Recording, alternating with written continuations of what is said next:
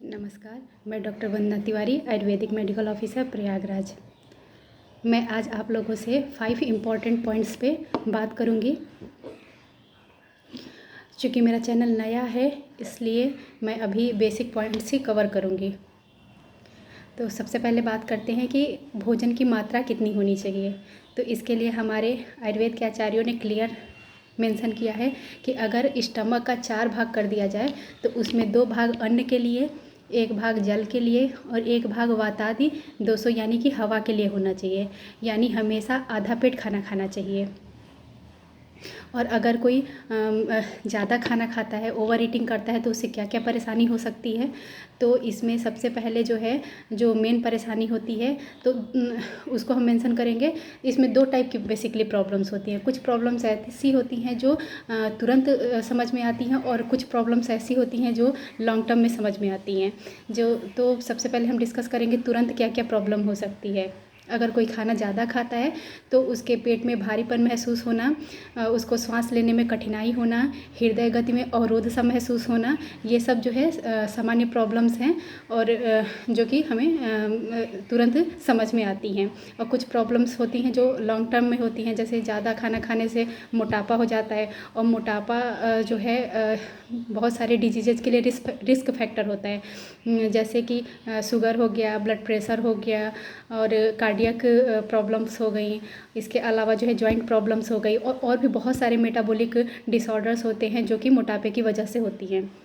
तीसरे पॉइंट में मैं कवर करूँगी कि खाने का सही तरीका क्या होता है। तो खाने का जो सही तरीका होता है वो हमारे आचार्यों ने मेंशन किया है कि ज़मीन पे आलती पालती मार के बैठ करके धीरे धीरे भोजन करना चाहिए, यानी कि सुखासन में भोजन करना चाहिए। बट आजकल का जो मॉडर्न सिनेरियो है इसमें तो अभी टेबल चेयर का सिस्टम है, ये भी ठीक है बट खाना हमेशा धीरे धीरे खाना चाहिए। इसके पीछे साइंटिफिक रीज़न है, क्योंकि जब हम खाना खाते हैं और हमारा पेट भर जाता है तो हमारे ब्रेन से एक सिग्नल आता है स्टमक तक कि अभी बस करिए, अभी सफिशिएंट खाना हो गया है।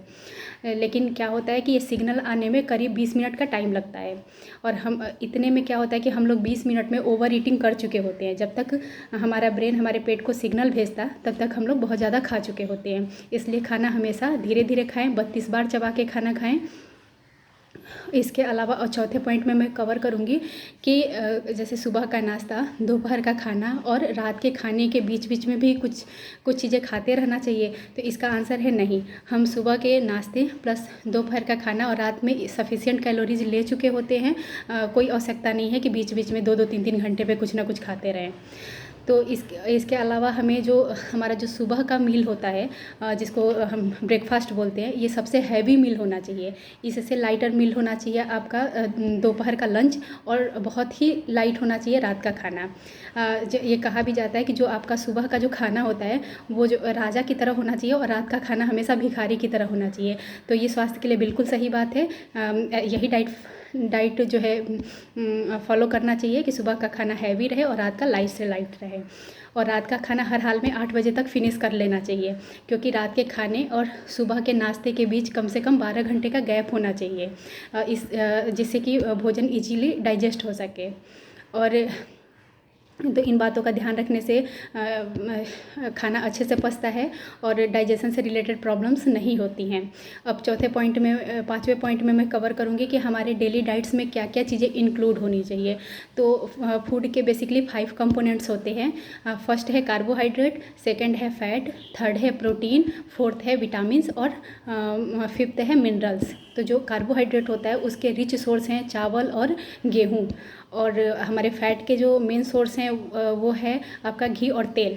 और जो प्रोटीन के मेन सोर्स है वो दालें हैं, जैसे मूंग हो गया, मटर हो गया, अरहर हो गया, उड़द हो गया, आपका मसूर हो गया। इसके अलावा जो है सोयाबीन हो गया, पनीर हो गया, ये सब प्रोटीन के रिच सोर्स होते हैं। और अभी विटामिन्स और मिनरल्स की बात करें तो जो भी हरी साग सब्ज़ी है, फल हैं, ये सब विटामिन्स और मिनरल से भरे होते हैं। तो हमें जो है इनका भी अपने डाइट में ज़रूर इनको इंक्लूड करना चाहिए। तो इन सारी चीज़ों का ध्यान रख के हमें ऐसा डाइट लेना चाहिए कि दिन भर में ये सारी चीज़ें आपके ग्रेन्स हो गए, दालें हो गई, इसके अलावा जो है कुछ घी तेल में से थोड़ा बहुत, और साथ में जो है आपका फ्रूट्स और हरी साग सब्जी इंक्लूडेड हो।